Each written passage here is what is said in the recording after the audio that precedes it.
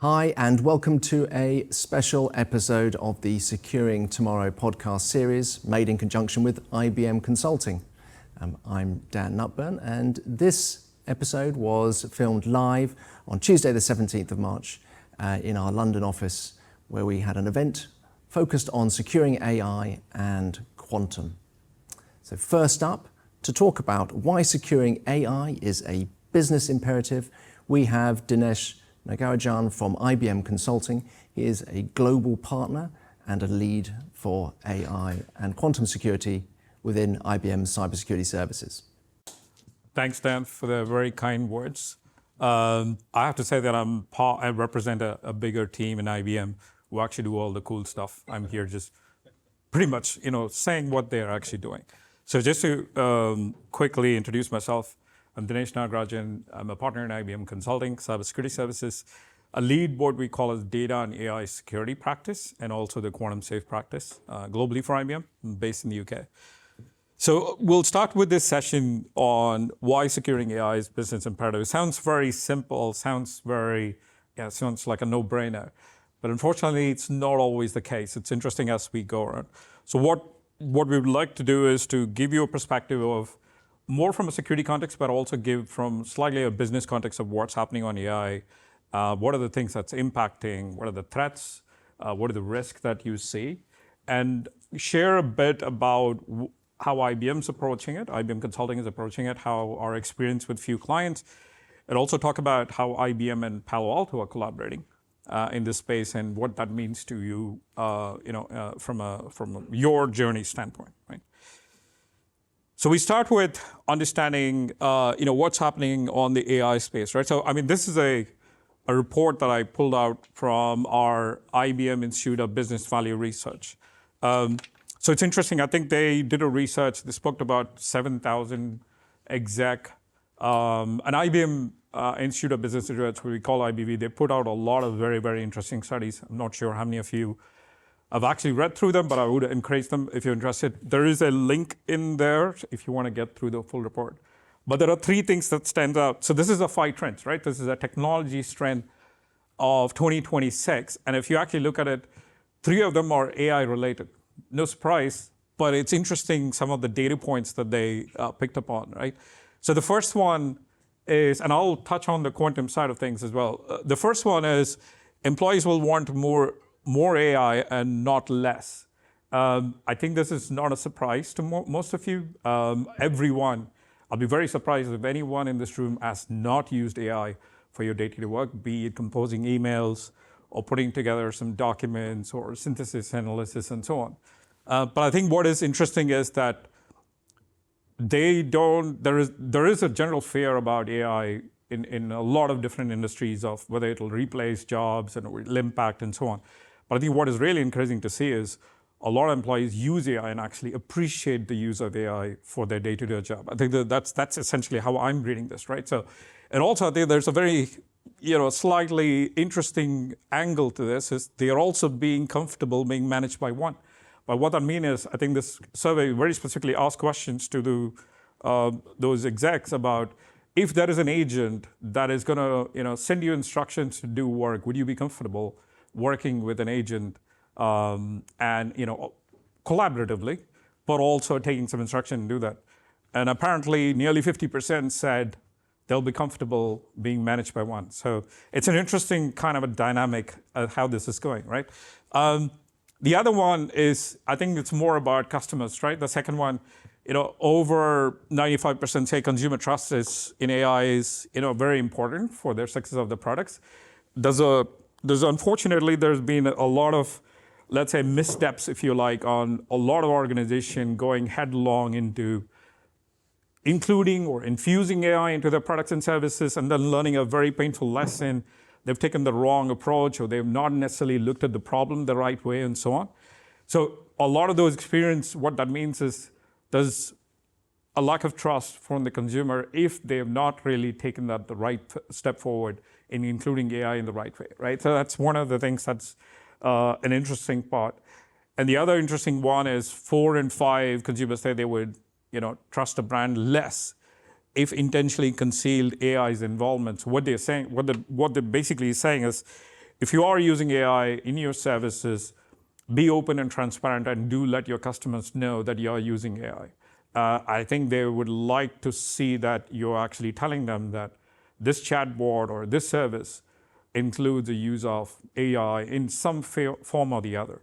And if that information is not provided upfront, there are customers who may look at it and say, well, I don't really trust this brand. I have no idea what they're trying to do. They're not being transparent and so on, right?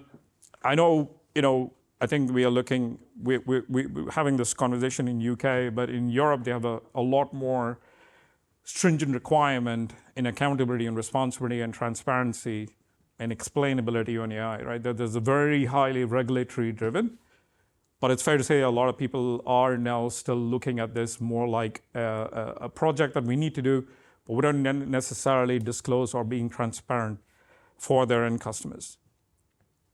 And I think the other one, the last one is global AI resilience will require a safety net. So this is interesting, right? I think sovereignty has become a big topic now. People are talking about digital sovereignty, people are talking about infrastructure, and there is a whole different wave of activities being looked at. AI sovereignty is also part of that story, and I think it's very important from an overall resiliency standpoint. If you are looking to build, if you're relying on AI to build some critical business processes, whether you're currently running them or looking to launch new capabilities, then you really need to understand where that AI is used, where it's hosted, who's managing it, you have control over it, what data is being used. And that is essentially, in a certain way, what sovereignty actually means, right? So it's critically important to consider that as part of your strategy. Yes, it's very tempting to go and pick I don't want to call it the cheapest AI service, the most convenient AI service to spin up a quick business application or innovation or whatever that you're trying to do. But you really need to think about, are you in control? How are you going to manage it going forward? Because as we all know, there is a geopolitical situation that's happening. There was a data center that was attacked. And I think one of the hyperscalers was completely taken out, and that impacted a whole bunch of other services, right? So it's opened up more awareness in the space. It's not like everyone is going to want to try sovereignty tomorrow, but it's something to think about. It's something to appreciate. Does it factor into your resilience? Because if you don't take that into consideration, you sometimes could be in a nasty surprise of some geopolitical situation or something else that impacts you, right? So just 3 things to look at from this trend, and there's a lot of other fascinating additional details that we may not have time for going through today. But the other one I want to talk about is the quantum advantage that's coming through, right? So it's interesting. There is a lot of organizations have taken steps towards quantum, looking at experimenting or looking at developing some specific models to leverage the current quantum computing capabilities to solve some problems. And there's some 4 different areas that's crystallized where they clearly see value and they clearly see outcome that quantum can provide a distinct advantage to their business. I think it's simulation, and then there are 3 other areas there. Not to spend too much time on it, but I know Scott's going to talk about how you secure in quantum. We are all security professionals. We care about the security and element and topic, but there's also the other side of quantum, which is all about bringing benefits and business side of things. And we think that 2026, or at least the report says that 2026 is an area where clients will be able to do demonstrable proof of value in using quantum computing, right? So that's just want to share this perspective, but also more importantly, I think looking at AI from a business context, how AI is evolving and what that means for us from a security context. So at the same time, we also have some risks that we need to look at. So this is again a small extract from IBM X-Force Threat Intelligence Index 2026 report. So they publish, X-Force Threat is similar to the Palo Alto Unit 42. They publish a lot of threat intelligence every year, annually. They go and do a research. They look at the dark web. They look at attack patterns, breaches, and collect a whole bunch of information. We just picked they again have a lot of trends. We just picked the one related to AI. And it's very interesting that they found out that over 300,000 ChatGPT credentials were available on the dark web for sale, or it's accessible and easily and so on. Look, this is not to shoot down ChatGPT or any other publicly available chatbot, but I think it needs to be understood that if where the business is focused on to transform their day-to-day business, are looking to innovation, or looking at where they are looking to drive commercial elements, the threat actors will start focusing in that space. So there's no surprise that AI will become their top 1 or 2 areas to focus, because that's what everyone's, every business is looking to leverage it. So whatever they can find, whatever vulnerability they can find on a chatbot, whatever security loophole they can find, they'll exploit it, because they realize that that's the fastest way to get there, right? So again, I think it's a quick sort of reminder about the unfortunate issues, security issues that could come out as a result of using ChatGPT. And then we have a few more, right? So I'll talk about a couple of things that really caught my eyes, at least. This is just a collection. There are a few which are been there in the public domain. There are a few very latest. Like, for example, McKinsey is an interesting scenario. I'm sure some of you have read it, where there is a red teaming company, which means they are in the business of breaking systems down and understanding security threats and so on. So they have it's called a code wall. They've developed an AI agent which goes and finds and breaks things. It simulates like a pen tester or an attacker. So they had used one of that to go after McKinsey's AI platform, and actually they were able to break in. Now, I don't know about the claims of whether they were able to do it in 2 hours, but the key is they broke into the McKinsey platform, and they had full access to the data of which the AI had access to. So they had access to all the data in clear text, information, all the research data, which McKinsey would be selling for hundreds and thousands of pounds. And all of that information was exposed within a time. So what this brings is, going back to the previous slide, and this is, I think everyone's using AI, but also what they're actually not necessarily looking at is, while using AI, you're also exposing your business to all the risk that AI brings with it. Yes, AI has got a tremendous amount of value that it can do. It can increase productivity. It can speed up your processes. It can automate. It can give you an amazing user experience. But what you're actually doing inadvertently is inherent risk, as you're exposing your business data, your processes, which you otherwise wouldn't have done, right? So AI is a sort of a new vector that isn't necessarily apparent. Now, this is more the business teams who are doing that. They probably love to do all of that innovation. But from a security context, it is to be understood that these vectors are new, and that's one of the things that is opening up exposure. The second one is very interesting, right? So the Air Canada, they basically had a chatbot which was basically helping fulfill, buying, tickets. And Air Canada had a scheme where they were giving specific discounts to customers. One very clever, I don't think he's an attacker, he's just a customer, managed to circumvent the business rules of how the discounts are issued. So discounts are not given to everyone. You need a certain qualification to get that discount. But he managed to circumvent and made the chatbot commit to providing a discount to him. And he was about to go and buy the ticket. Air Canada actually refused it, saying, well, actually, you don't qualify for it. He said, no, your chatbot committed that. But then it went to court, I believe, and then he won the case because, they have to honor it, right?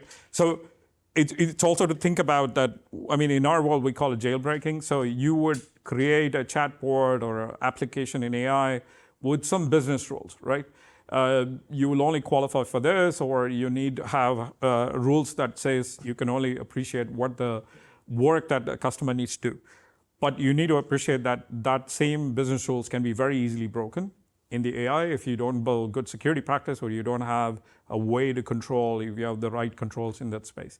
So the impact to Air Canada may not have been very high. I mean, they lost the case. There's a bit of a reputational damage, but it could be so much more in that context, right? So it's something to think about from that standpoint. There's a lot of other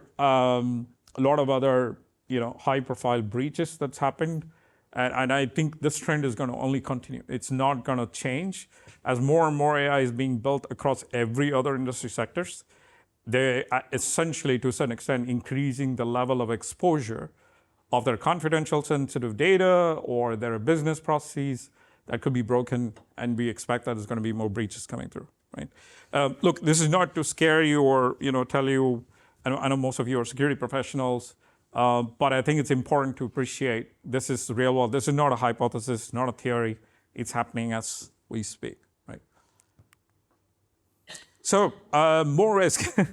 So I think one of the purpose of this slide is I think AI itself is changing at a phenomenal speed. I think it's fair to say that security is not catching up anywhere near, right? So what you see on the left are what we call as current Gen AI threats and risk, right? Some of these risks are, maybe some of them are hypothetical, but some of them are potentially risks that are impacting customers in what we saw in the last two slides.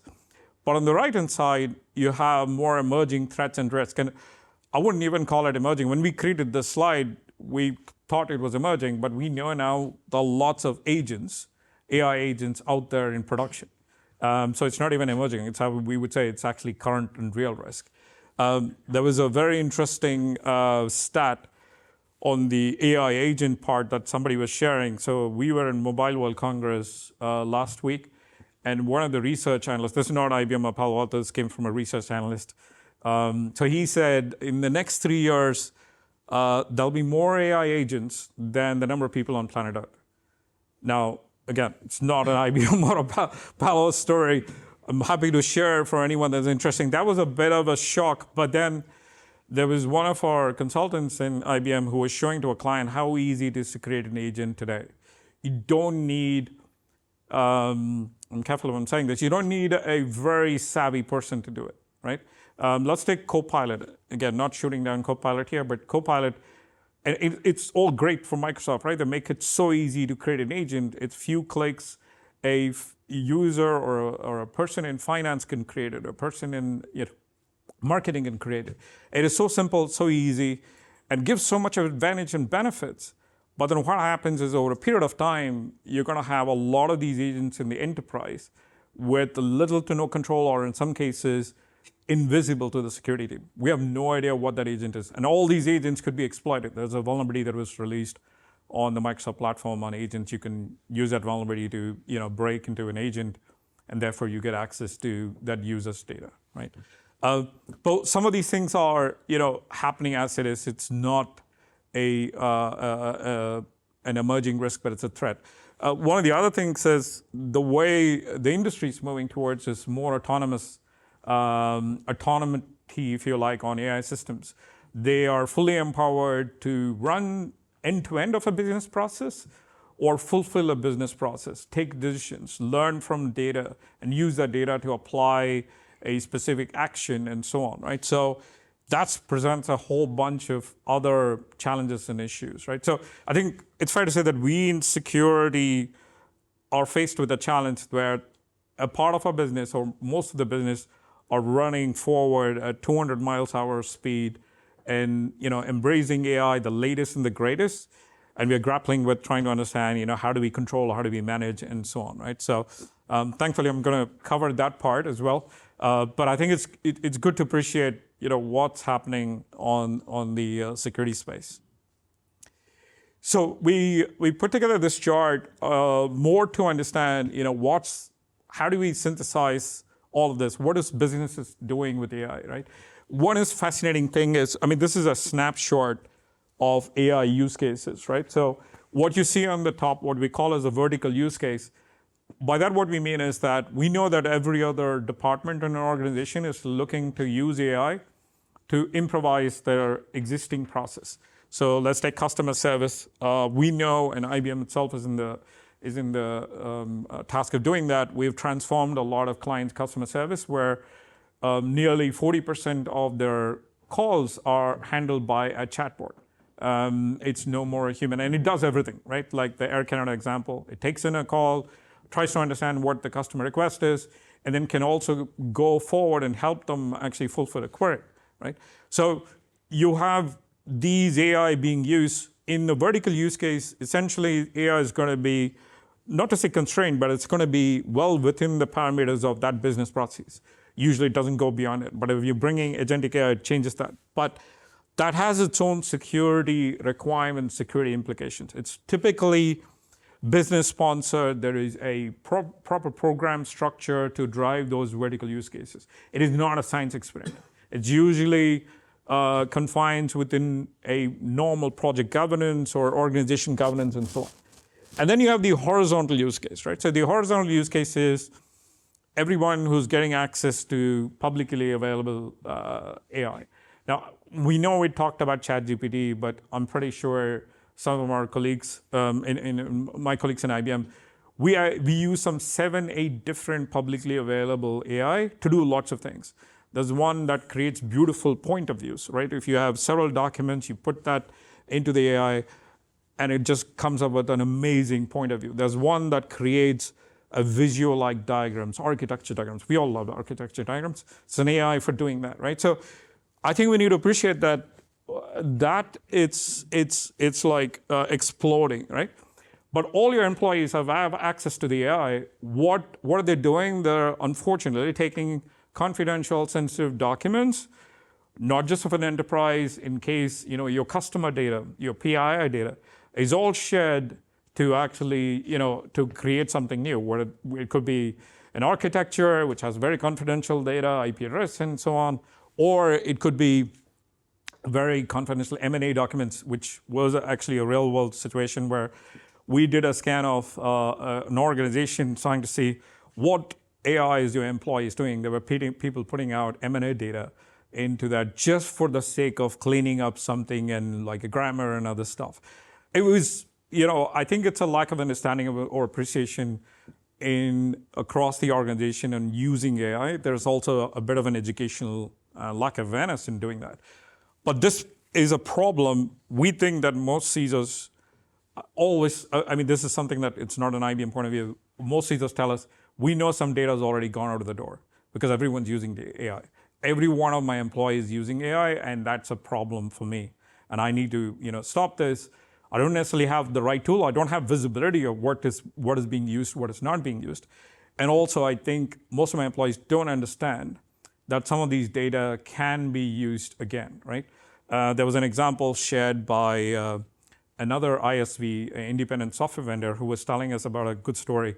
They said, hey, we went looking into one of the publicly available AI program. And one of their developers found out that it can generate a McKinsey-like report, word for word, structure for structure, and exactly like that. Now, I'm sure McKinsey must be charging a huge amount of money for it. And I'm picking McKinsey example, bear with me. I'm sure there's a problem with other consulting companies as well. But what they found is they can generate the report. It can generate the report, pretty much every structure, the kind of wording they use, the way they show the values and all that. Like for he said, I can generate a McKinsey-like report. I can ask the ChatGPT. What may have happened is some junior analyst in McKinsey possibly has gone and put some documents into that AI, and it's learned how to do that. And that's the risk you're facing. So what McKinsey potentially has a potential revenue loss where they cannot go to a client. Now this has become wildfire. Everyone's talking about it. Everybody knows about it. They can't go to a client and say, hey, we can do this report for you. They'll say, no, I'll use the AI. I don't need to pay you £100,000 for doing that. Just as an example, right? It just shows what could happen, which would come back and hit your business potentially, right? Something to worry about. But also, I think we use this information primarily from a CISO standpoint to say, look, you got to approach security in a slightly different way. How do you secure AI is no more I think it's one of my top 3 things to do. You got to do it because your business or organization is already losing confidential data in the current context of things. So we kind of crafted some of these questions as a CISO, okay, fine, I get the risk. I understand there is a problem, but where do I start? What are the things I need to think about? What are the things that matters? What is others doing who have managed to get some governance around AI and what are the things that they need to look at, right? I think there are a couple of things that we know that a lot of people are looking at. One is visibility and control of your sensitive data. While you're looking at AI security, there's also an element of data security that comes into place. If you do have a very poor data security posture, you can do certain things on AI, but it may not necessarily give you all the required control you need in your enterprise, right? So that's something that's an interesting part of it. The other interesting thing, I think one of the things is AI literacy itself. How many of your employees actually understand what AI is out there and what AI use of that AI means that to your organization or to your data or whatever you're sharing to that AI, right? This is going back to the horizontal use case. So I think that's part of the an education, even from a CISO standpoint. Some of the CISO itself don't understand what's happening in their business. They don't have a visibility of it. That's something that as a very top priority, something that we encourage a lot of these organizations to look at. So how do we spoke until now, the challenges, the problem, the risk, and what are the issues you're looking at. What does good look like? How do you approach this, right? So one of the things, and we're sharing more from an IBM learning standpoint, one of the first things that we did is when we look at the use cases, we created security patterns. So the security pattern is essentially how do you secure a customer service chatbot within an organization if you're looking at that. And that security pattern, once you develop the security pattern, you basically then have a way of controlling and securing these different AI instances within the organization, right? So that would be the first one. It's very, a technical architecture, a technical guardrail element of it, but it's very important. So guardrail is an interesting word that's being used. It basically means that how AI is being consumed and what are the boundaries there are and what security controls that needs to be there. Now, if you look at it, the security controls in AI are new. Most of your current enterprise security capabilities, unfortunately, are not AI aligned. By that, what we mean is all the new threat vectors that AI brings to the table, you need a new capability, an enterprise level AI security capability for you to make the protection, right? So that's part of your AI security patterns. You can develop the pattern. And then you got to, come up with the AI governance framework. So by this, what we mean is a lot of organizations have looked at AI governance in a broader sense, not just security, looking at explainability, ethics, and all the other things that needs to be done. The European organization have some very, very specific prescriptive requirements. Now in the UK, it's not that prescriptive, but it's good to learn and understand how other countries have looked at it. The governance is very important to also understand that a lot of pre-prepared models and services available in the market, is that a right fit for your organization, right? So these are questions that are beyond security. What guidance you're going to give to your employees, what ChatGPT or what publicly available AI they can use. What does the use of that mean? Also, when you are bringing some new vertical use cases, in this case, AI projects, you got to evaluate from a security standpoint, but you also need to evaluate from a business standpoint. Is this the right AI, model, or is this the hyperscaler AI sovereignty, and so on? What security is already built in and capabilities and so on? And does it fit in with your overall enterprise strategy and so on? So the governance is much broader. Obviously, we are looking to only look at it from a security standpoint.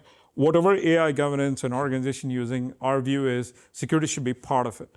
Don't try to do security outside AI governance. Make it embedded, within the wider AI governance, because security should go hand in hand with all the other AI governance elements of it. And also, there are some other elements to consider.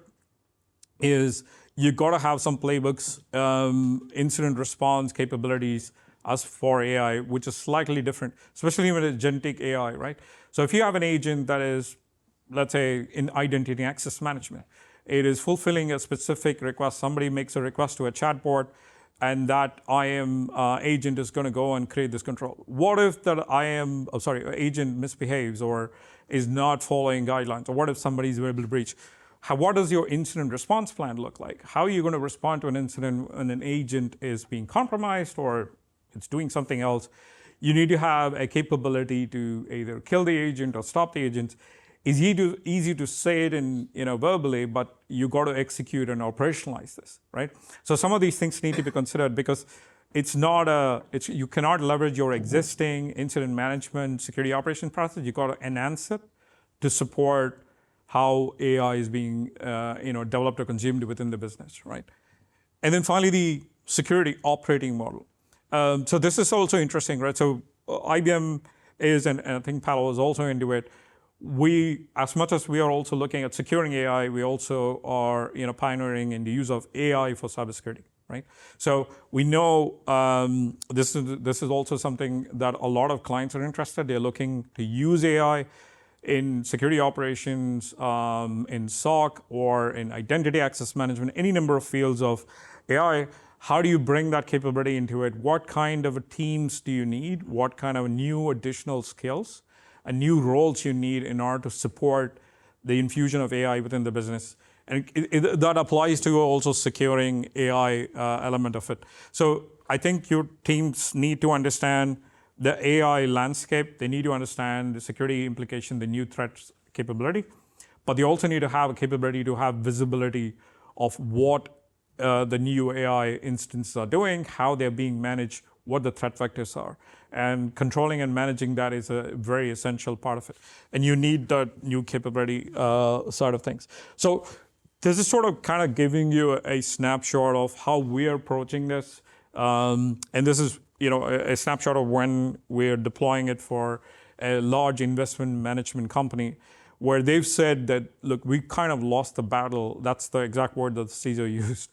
We kind of lost the battle on AI, and we got to bring it back into control. I think the business is, so much, in love with AI. They want to do AI with everything, but they also realize it's not a simple, easy thing. But it's time for us to bring it back into control, bring it back into mainstream. It's no more an experiment sort of thing, right? So I mean, again, we learned some interesting element of doing that work for that investment bank. This is essentially what I would say is what good looks like. And we're not saying that this is the only way to do it, but this is one of the things that we've started approaching for our clients. So I think we talked about what good looks like. I just want to take the opportunity to talk about the IBM Consulting and Palo Alto partnership. So I think this is a very unique partnership in the industry. There isn't a lot of unique partnerships like this, where you have a consulting organization and a technology organization sort of collaborating, and actually being very open about, look, this is the way we're going to solve the problem. Here are the things we're going to help our clients benefit. And I think if you look at the AI itself, it's very interesting. I'm sure every other technology vendor is using AI to improve their own products and leverage AI to significantly do things better with AI. In the IBM Palo Alto partnership, what we are actually doing is IBM's building AI for using within our services itself, right? So we have a specific AI agents and assets that we use with that supplement our existing consulting services. But we're bringing that AI together with Palo's AI capability. The benefit for clients is you now have a very unique capability where you got the services consulting element that comes into play, but you're also bringing the AI, the best of AI from a technology side of things, right? So that's the kind of approach we're doing. But part of that is also we've sort of very publicly shared, what are the problems that we, as a partnership, what does this partnership mean for our customers? Here are the sort of what we call as joint value proposition or 5 campaigns as the way we defined it.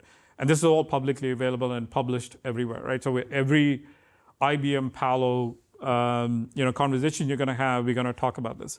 So of the 5, security for AI is one of them, right? So this is the 5 areas where IBM Consulting and Palo Alto are jointly working together and actually building unique capabilities and partnership that ultimately benefits our customers, right? That's essentially what the whole purpose of us trying to do.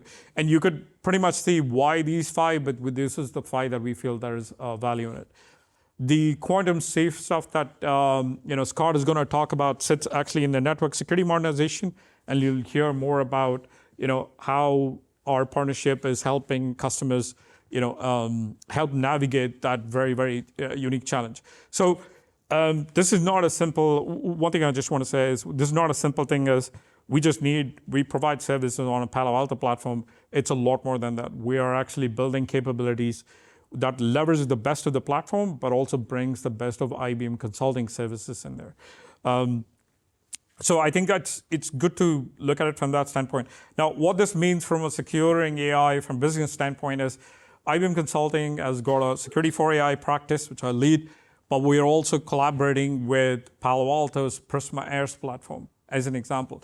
And our view is, if you look at the areas that I touched on earlier, AI is everywhere, and it's going to be across the enterprise everywhere. Our message to our CISOs, our clients, is approach as an enterprise AI security transformation.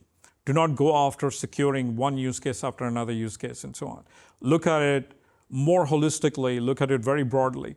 You need an enterprise AI capability, because whether you like it or not, your business are going to keep consuming more and more AI, and tomorrow there's going to be agentic, there's autonomous, and who knows what's going to come 6 months down the line. There's going to be something new. Don't wait for finding something else to fix a particular thing. This is a today, now problem, and also needs to be looked at as an enterprise AI capability. So our approach is going to be more towards that. So we're building capabilities.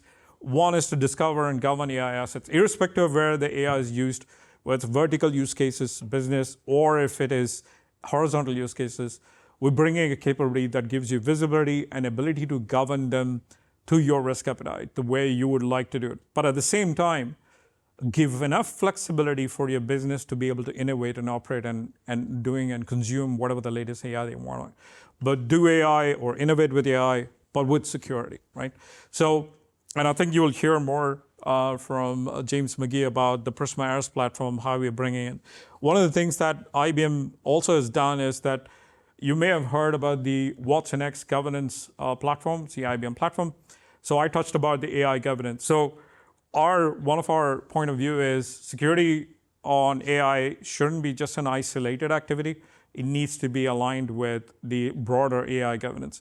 When an organization make decisions, be it the CDO or the CAIO or the CISO, you look at it broadly from all of these elements, not just either just as a security event or just as AI, governance or ethical issue. You got to look at it broadly. So that's the kind of visibility we bring in, which helps easier decision making and easier governance for you to be able to drive this topic forward.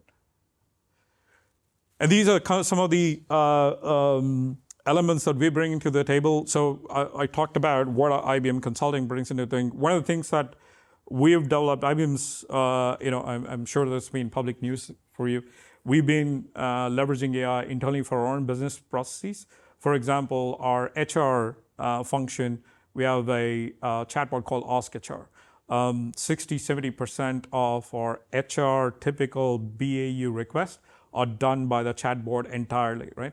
And it's a 4-year journey that it's taken us to reach that level where, it's a very well, we call it a client zero story. It's a very well used, publicly available information about how IBM transformed our business using this. One of the fascinating things is that, I talked about the business guardrails and jailbreaking, how we, strengthened this asset to be able to make it one trust for it to do an end-to-end completion of an HR task, as an example. HR, to a certain extent, BAU is not that sensitive, but a lot of stuff on HR is sensitive, if you know what I mean. It deals with people. And IBM is across 170 countries. And I would say we got 150 regulations to comply with. So we have a lot of responsibility and accountability in regarding protecting our own employees' data and information. But it took some time for us to understand and trust that capability on that. By what we've done is we built a set of guardrails that we know that has been battle tested, proven, and it helps us strengthen and make it industrial strength to enable our 300,000 employees globally to use that asset. So those learnings and those guardrails that we bring that forward as part of a consulting success to help our clients. Don't start from scratch. There's a lot of AI security platforms available today, governance and frameworks available today. There's one from NIST, there is OWASP top 10, and then there is AWS and Google, and everybody has it. But what we bring here is a crystallized, synthesized element of the guardrail that has been proven and tested. We're not saying that's the only thing you need, but it sets you on a very strong foundation from day one, right? I'm just giving an example of one of the things that we can bring to the table. Because we've been doing it over 4 years, we've learned our lessons, we've improvised and strengthened and so on, right? So I think that's one of the other things we are able to bring forward.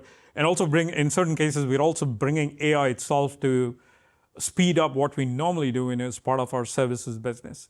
And we are leveraging AI as much as we can in our delivery side of things, where it speeds up, it accelerates, improves the discovery.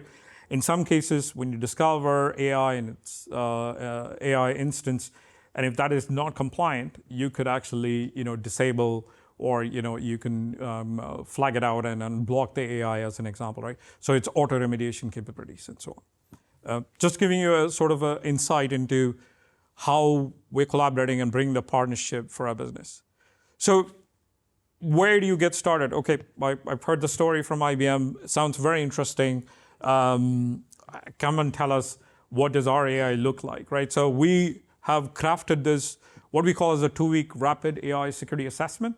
So what this does is we do a combination of two things. One is we first come and do a technical assessment. We do a targeted scan of your landscape, your IT landscape. It could be hyperscalers, could be on-premise and so on, and actually build out, what does your AI inventory look like? How is AI being used? What models are being used? What applications are being used?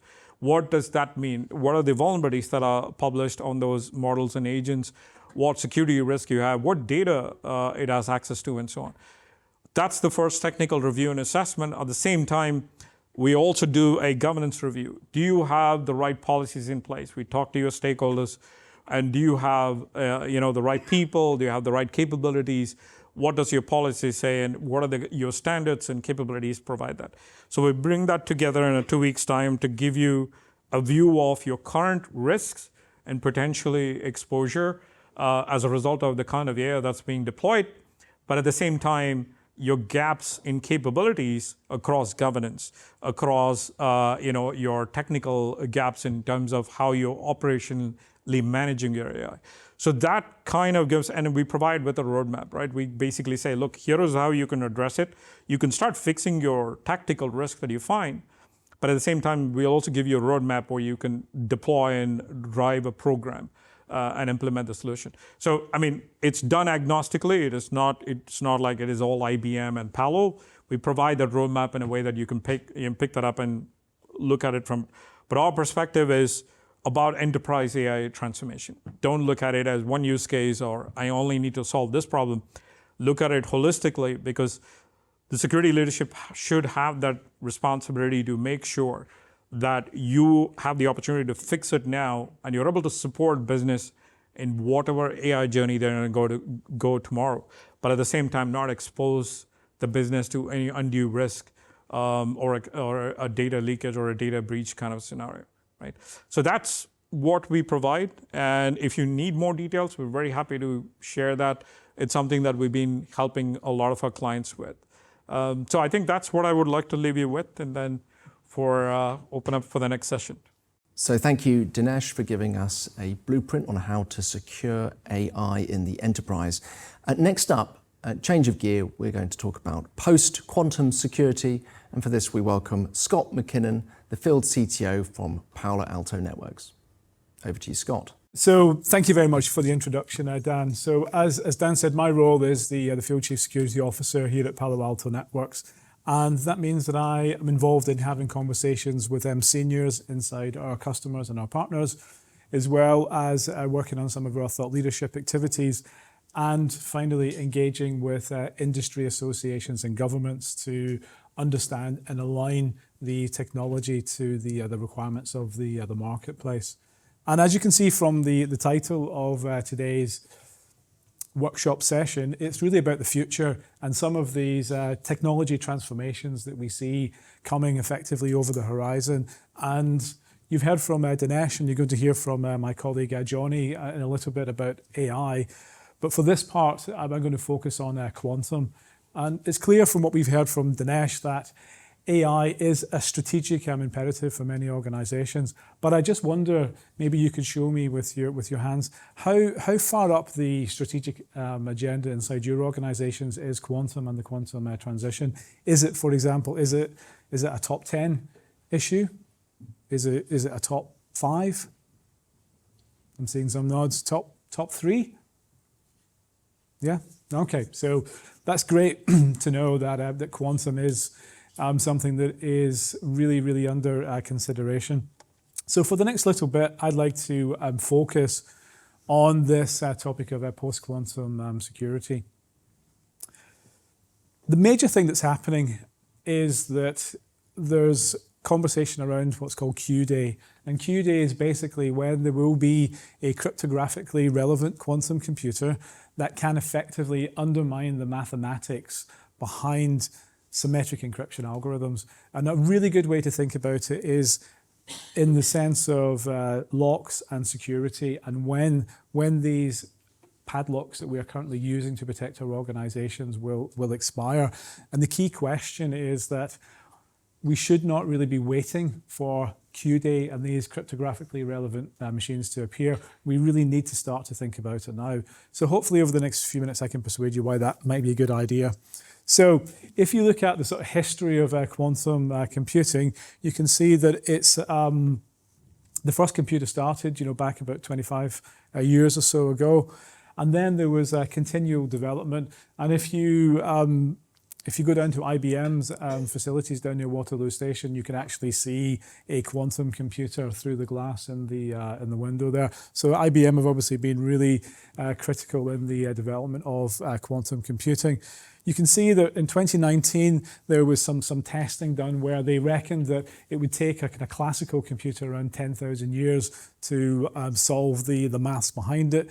A quantum computer was used, and that was done, as you can see there, in just a matter of minutes.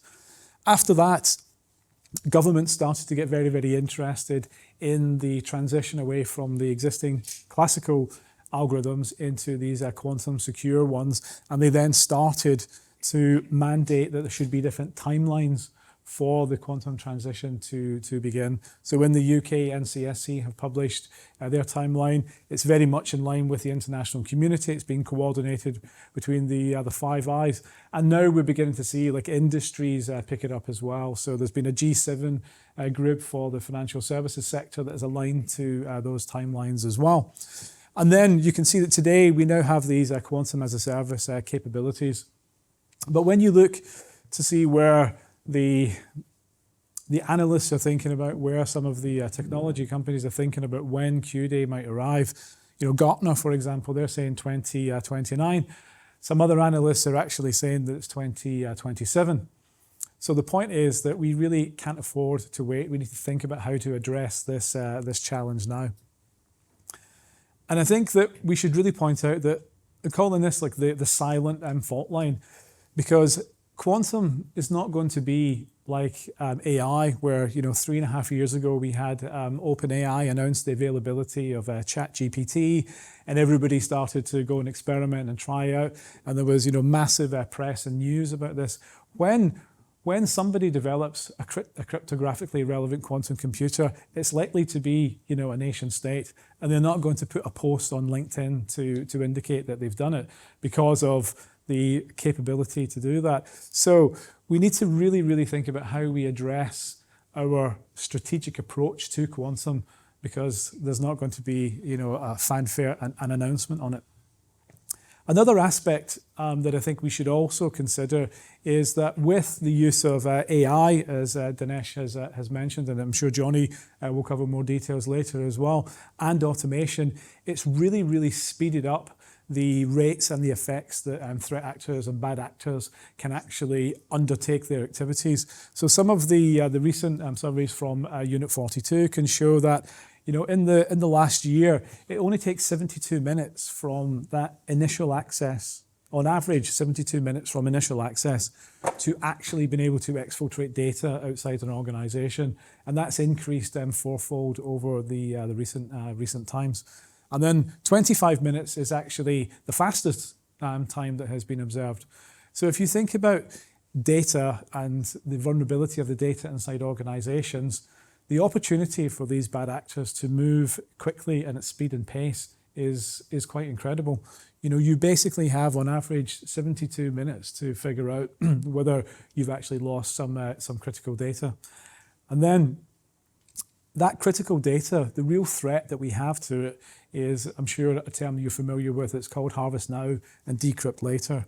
So at some point in the future, 2029 or later, there will be these, I keep saying cryptographically relevant quantum computers. I'm sure there's a snazzier acronym to use than that. But if that happens, then you know, the real risk that we face now is that with this high-speed exfiltration of data and the ability of these threat actors and bad actors to capture and store for the longer term that information, it means that at this point in the future, when these machines are available, that's where they'll be able to effectively weaponize the information that we're trying to protect, or they'll be able to uncover the communication paths that we have up until this point assumed that they would be secure. So this is the real sort of strategic risk that many organizations face, is that assumptions about protecting transactions, protecting information, protecting patents, whatever that may be, may not hold into the future for very much longer. And if you think about where this quantum risk really comes in, yes, it's a kind of technical thing about asymmetric encryption keys, key distribution, and you know, fancy algorithms that can shortcut the examination of the key space. But what it really means from a business point of view is that many of these underlying protocols that we rely upon today, whether that's public key infrastructure to do identities, whether that's VPNs to protect traffic at the network level between different locations, perhaps even different organizations, and also even TLS at the transport layer, which, as you all know, is ubiquitous for protecting web traffic and other protocols as well. So if that kind of bedrock becomes compromised, that's going to have a direct impact on the infrastructure and the storage that we build on top of these security primitives. And ultimately, as I'm trying to show here, that's going to have an impact on the kind of business applications and the operations that many businesses like yourselves will have.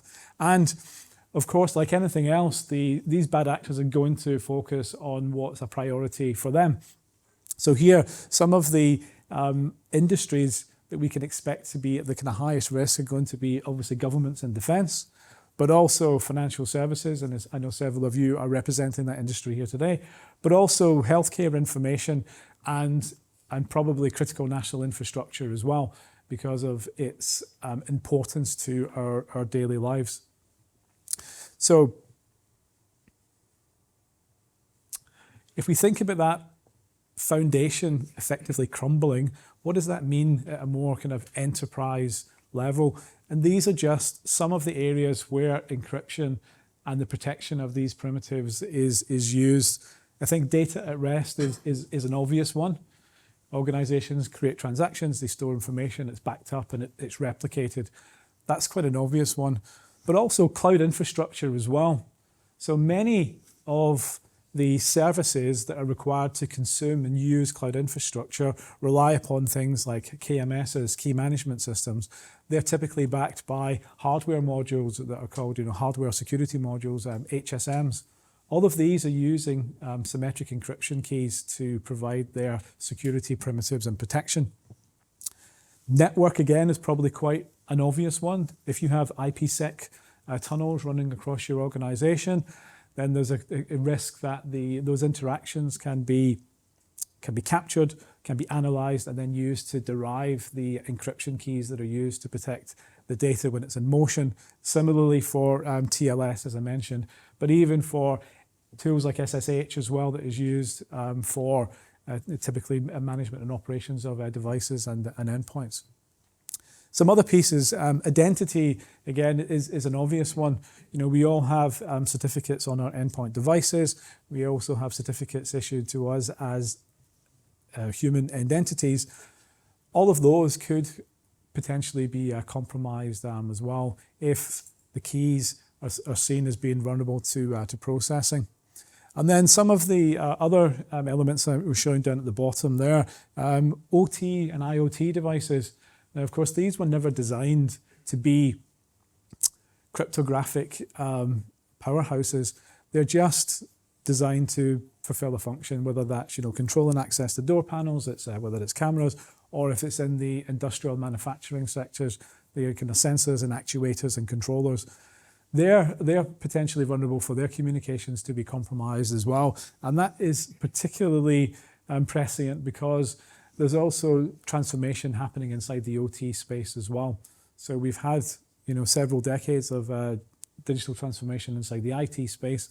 That's also happening inside OT. They're moving towards more shared infrastructures and cloud services as well. So there's concerns over the OT space. Endpoints, so just like any of the devices you carry around with you, they use disk-based encryption to provide the privacy. Again, that could be vulnerable as well. And of course, it's not just laptops and phones and remarkables and things like that. It's all of these devices that are relying on that. And then the final piece here, so I don't need to kind of over-egg the pudding anymore, but it's crucial, is about software supply chain. So I always remind myself there's a reason why Edward Snowden lives in a flat in Moscow, and that's because it's demonstrably proven that it's possible to insert implants inside software beneath the operating system level to compromise. And the result of that has been that vendors now use TPMs as a hardware trust anchor. They use signed bootloaders. Those signed bootloaders load signed binaries, and that's how you build trust and assurance through the software stack. Again, if those cryptographic primitives are compromised, then there's risk to the whole of the software supply chain as well. So if we kind of abstract these kind of challenges to a more kind of a business level, what do we typically see the risks that organizations are having to deal with?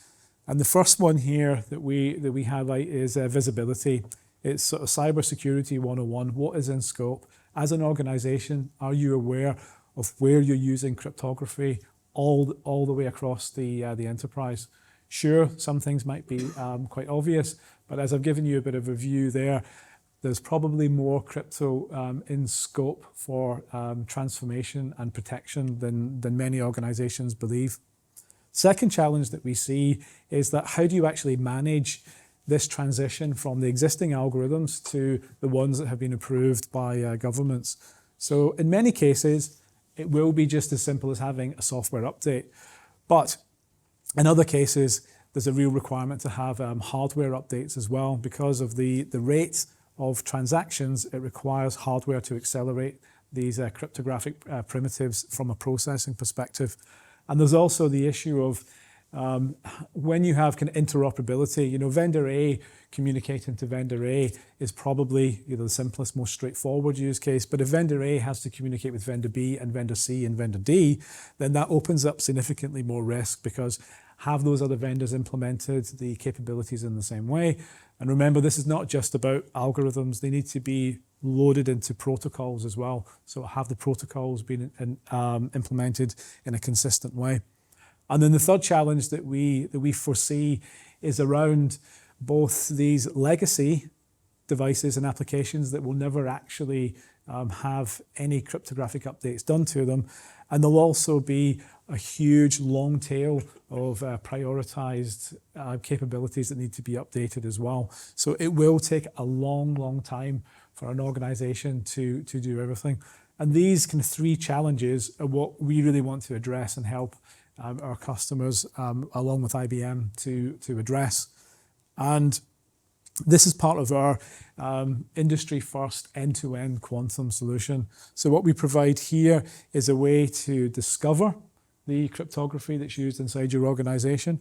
So effectively, we're using all of our endpoints as distributed sensors. And because we can see the flows of information, we're able to see the cryptographic primitives that are being used across the enterprise. So that gives you the first piece, the visibility. The second part is how can you, in an agile way, move and upgrade towards these cryptographically safe algorithms. So we have built in a capability to automate workflows to do that for obviously our own solutions, but we also have provided guidance for third parties as well, so that customers who will undoubtedly be operating across a heterogeneous environment will be able to migrate and move their non-Palo Alto Networks capabilities as well. And then the final piece is to address that kind of legacy long tail. We have created a capability that allows us to, I'm going to say, effectively provide a crypto proxy. So we can use something that kind of front ends the use of these secure algorithms for those devices that either cannot be upgraded and moved to the new algorithms in a particular time frame, or ones which will just not be upgraded because they are, critical safety devices as well. So with that, we've brought together a dashboard, and here I'm just showing you a little bit of what the capability can do. So this is on visibility.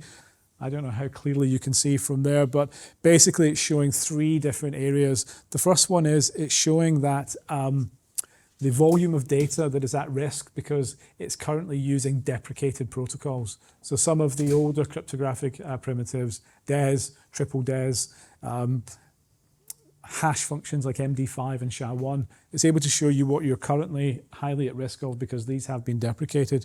The second piece is showing you which flows and volume of traffic have already been successfully transitioned into the quantum secure algorithms. And then the third piece is the one that's showing the use of classical algorithms. So effectively, what's at risk from the harvest now, decrypt later piece. So all of this is brought together into this dashboard. So, and as you can see there, massive degrees of fidelity over the information that's collected. It can show all of the different endpoint types, whether those are users, devices, servers, and so forth. And of course, we're using the capability inside our products to do that. So this is the idea of being able to leverage capability inside the platform. So if you think about how to protect all of these assets that you have inside your organization, all the way from the cloud to the edge, then you have this full life cycle here where you can do an inventory of the crypto. You can understand in transition where you're successfully using the post-quantum algorithms. You can see where your certificates and certification authorities are issuing and managing certificates. There's also the ability to use quantum key distribution as well. So this is a separate discipline that's effectively used as a way to generate numbers with high degrees of entropy that can be used to protect the communications.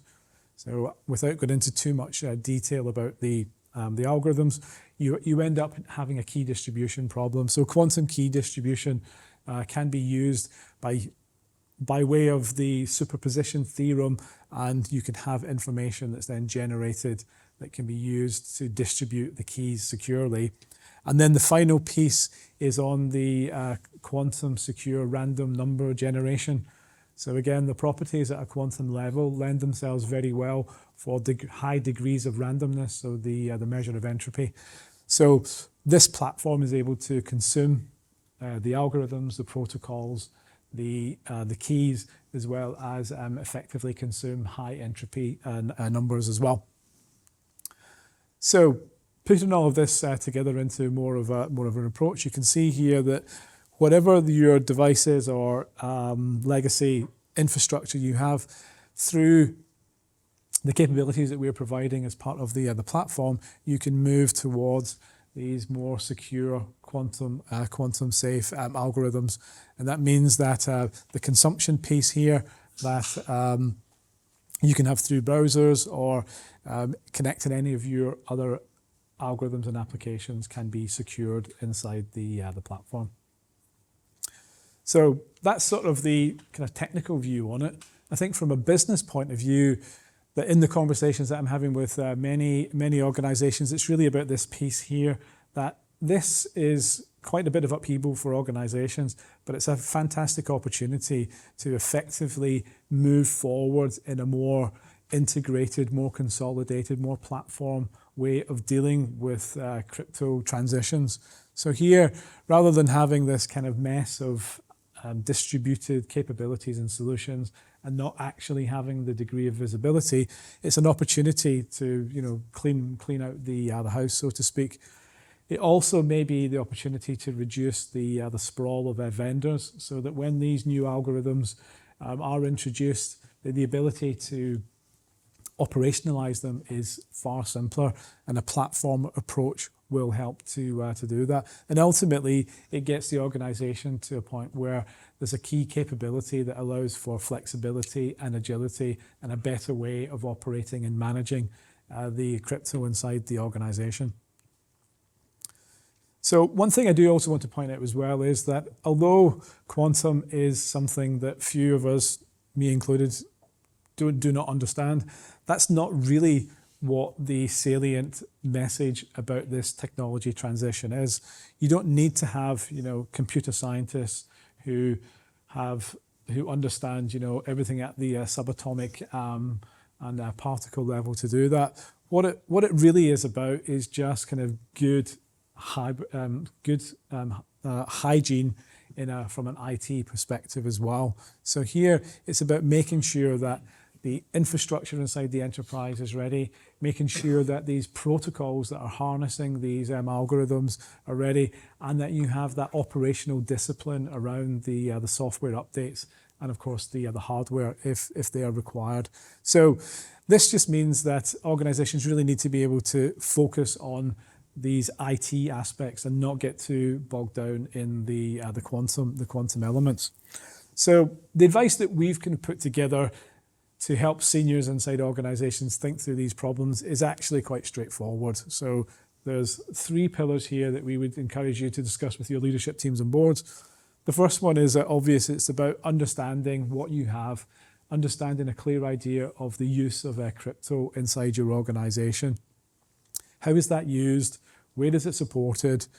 What's in scope? Is it OT? Is it IoT? Is it cloud? Is it devices? Just understand exactly what the organization needs to deal with. And then, of course, the next step is then to figure out some form of prioritization, because clearly you can't do everything at once. So what matters most to the organization? So is that long-term legally required financial transactions? Is it intellectual property? Is it secrets that are protecting particular pieces of information inside the organization? And then understand where that information is and map it out, and that will give you an idea of priority as to what's important. It's almost like classic risk management. What would the impact be of this data being disclosed? And then what is the likelihood of that happening? And it gives you a basic score for how you can prioritize and understand what you need to tackle next. And then, of course, the next piece is to move on to actually doing something about it. So this idea of having crypto agility. So figure out which primitives need to be swapped. Make sure that you can undertake some form of testing to do that. And I think that if you take this sort of more strategic approach, it will help organizations deal with the risk and the threat. So where we see this evolving as a maturity model is from where we are today, where everything is a bit sort of static and we don't have much visibility around it, to this kind of second phase where we understand what we have and we understand what's a priority, and then ultimately you get to this third phase where you have this kind of more platformed approach. You have the agility and you have the capability to swap and change these algorithms out. So I think all organizations will be at different places on this, but I think it's a good way to conceptualize it inside your mind. And then just to kind of finish off on this business aspect of it, then we've put together these kind of 5 sort of steps, if you like, to do that. So practically, commissioning some form of a readiness assessment to do that. As we'll see, those are available obviously from Palo Alto Networks, but also from IBM as well. I think it's important to also establish some form of governance. I know many organizations feel like they probably don't need to have another kind of steering committee, but given the sort of risk that quantum offers to organizations, it's a good idea to make sure that there's an executive sponsor who can own and drive through the various different initiatives through the organization. Think about a multi-year roadmap. As I said, there's a lot of work to do. You can't do everything at once, so you need to make sure that it's going to happen over a period of time in line with your business and your organization's priority. And then start off effectively with the lowest risk piece from a testing and learning point of view. Take some of the areas that you think would be sort of the lowest risk possible, and do your learning and incremental feedback into that before you start to think about business critical systems at huge scale. And then the final point here is, avoid this kind of rip and replace approach. It should be possible to do a strategic and thoughtful integration into the capabilities that you already have. So that's kind of our guidance for that. And maybe just to kind of conclude on this, as I said earlier, there's not going to be a huge fanfare about Q Day arriving. And if you or your organization is one of those ones that are waiting for that to happen, then it's probably going to be too late because of the risks around Harvest Now. So it will take quite a long time to happen. Waiting is going to increase the impact and the cost to the organization, and it means that eventually, when it does happen, there's a huge amount of archived and sensitive information that could be at risk. So, the action should be today. So, of course, you're not alone in this. Palo Alto Networks and IBM can help to do that. We have a number of services through our professional services. We have a quantum assessment through Unit 42. And IBM have, as Dinesh indicated earlier, have capability inside your integrated quantum and security practice. Dinesh, did you want to add anything on that? Yeah, thanks, Howard. I think the key thing to add here is that I think we've been through over 60, 70 different assessments over the past 4 years. We started the journey about 5 years back. When we started this journey, I think people thought quantum was science fiction. We have evolved that to now where we've actually built a lot of things. I mean, based on what I think I really like the message that Scott talked about, this is actually an opportunity. Quantum sounds like a distraction compared to AI, which has a whole bunch of benefits and looks really cool and something that has there. But I think what we're trying to collaborate, going back to the partnership, is actually make this journey simple and easy for you.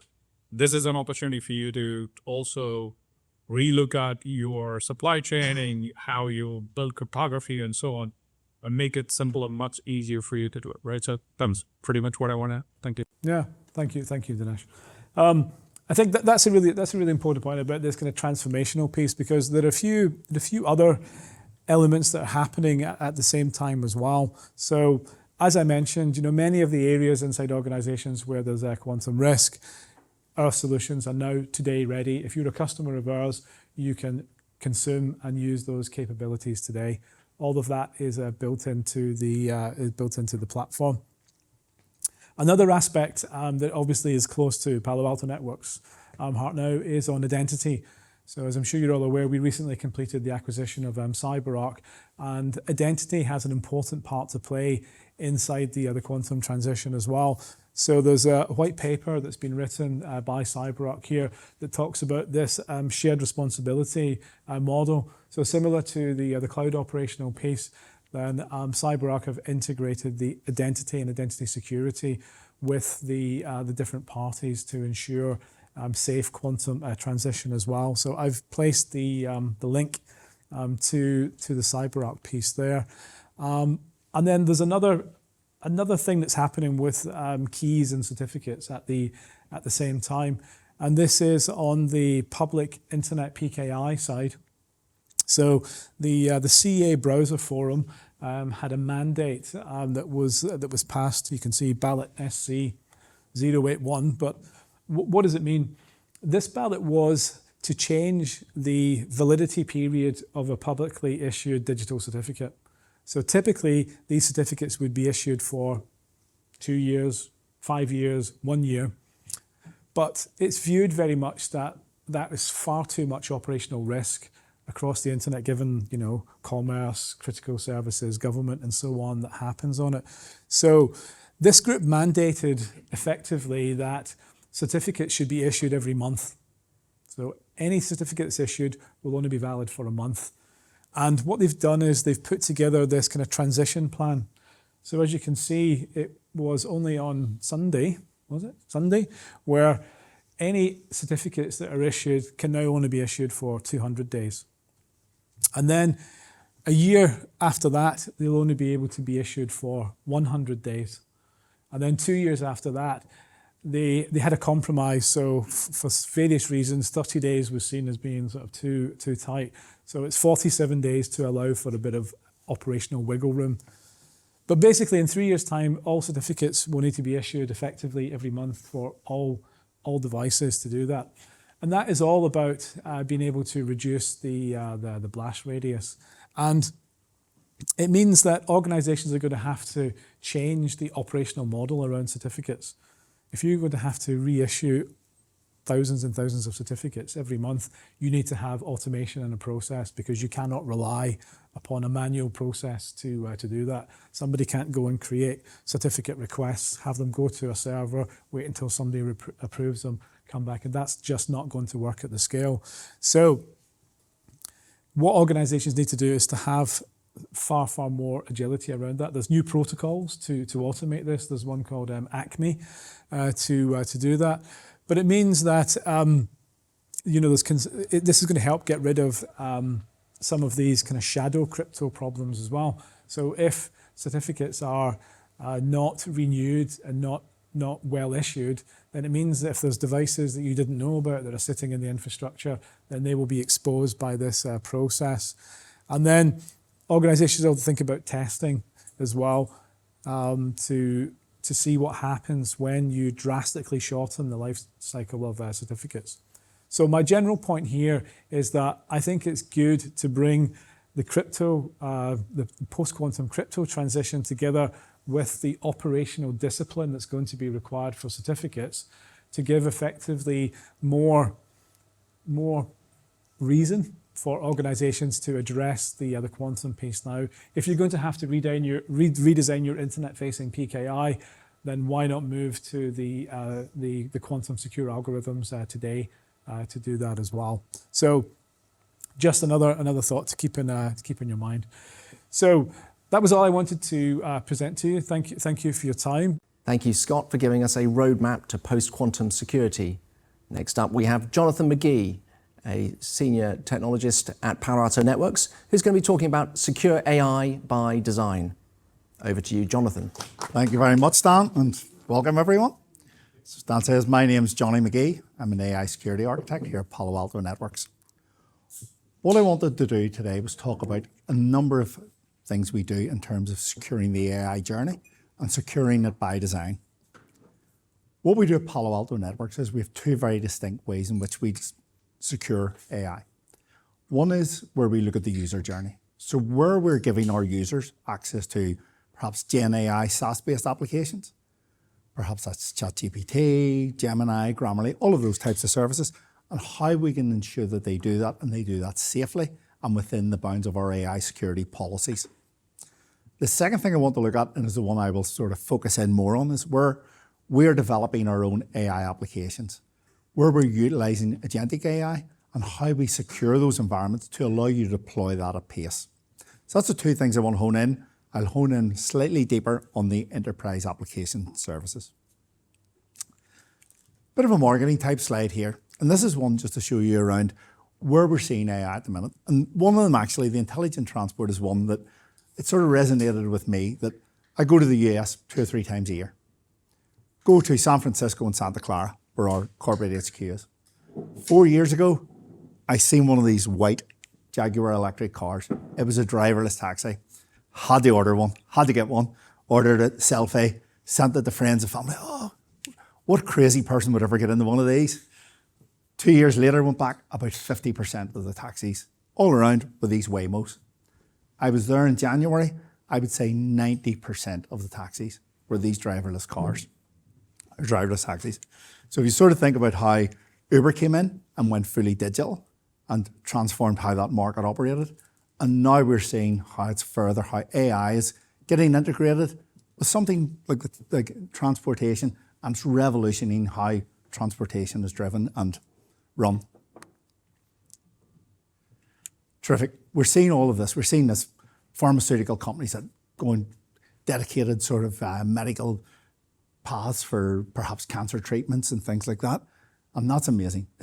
The pace we're doing things at, the end users and patients and people using these services are seeing massive, massive benefits.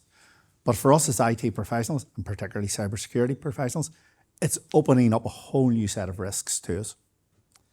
Again, we are seeing perhaps where you're developing perhaps your own AI applications, you're going to utilize a model. You may use foundational models, but you may be off using open source models. Probably one of the most biggest attack vector we're seeing is unsafe models. They could be open to perhaps obfuscated code, deserialization attacks, open to malware. So again, you're building applications using these models, building them in pace, and these models are inherently insecure. The tools we use today, perhaps we have our cloud native applications and we're using our SaaS, DaaS, or developer tools. They don't look at AI models and they don't look at the insecurities of these. So being able to integrate security with that is something that we feel is really important. Where then we're looking at shadow AI, and again, I see it there with a family member. My youngest sister works for a police force. She said, oh, we're not allowed to use AI, it's blocked. We're not allowed to use it. Okay. She is sitting with her corporate laptop and she has her iPad and her phone. She's on ChatGPT, she's emailing herself backwards and forwards. So again, you're not really blocking it, you're just making your users more ineffective in how they're using it, slowing them down. We're also seeing that in the application space. One customer I was working with, they had a training data set for one of their applications. That training data set was focused on two main applications. The developers, being clever people that they are, decided that they would use it in test and development arenas. When we went and looked at that, we found 20 copies of this 5 gig data set across 3 different cloud providers. 2 of them were secure, the other 18 copies of it, totally insecure, no guardrails across it. Plus the customer was paying for the privilege of hosting it in the cloud 20 times. Probably the number one that customers will talk about us is, yeah, the chief executive has told us we must be deploying AI. AI must be integrated in everything. How can we ensure we don't expose sensitive data? So for us being able to, in real time, perhaps with your agents, perhaps with your AI applications, or perhaps your users, being able to identify what is sensitive and what is okay to use, and then being able to, in real time, block the use of that sensitive data. Perhaps you could be a financial organization, you certainly don't want to expose credit card information or something like that. So being able to firstly identify that, and then secondly, block that in real time is something we see. Exploitation of applications, again, is something we're seeing. Number of different exploitations. As we use AI, so are the hackers. So we're seeing perhaps mass sort of prompt injection type attacks where we're asking models and applications to bypass your guardrails and give me sensitive data or give me something that I shouldn't have access to. And the last one then is agents. The world in the last 3 to 6 months has went agent crazy.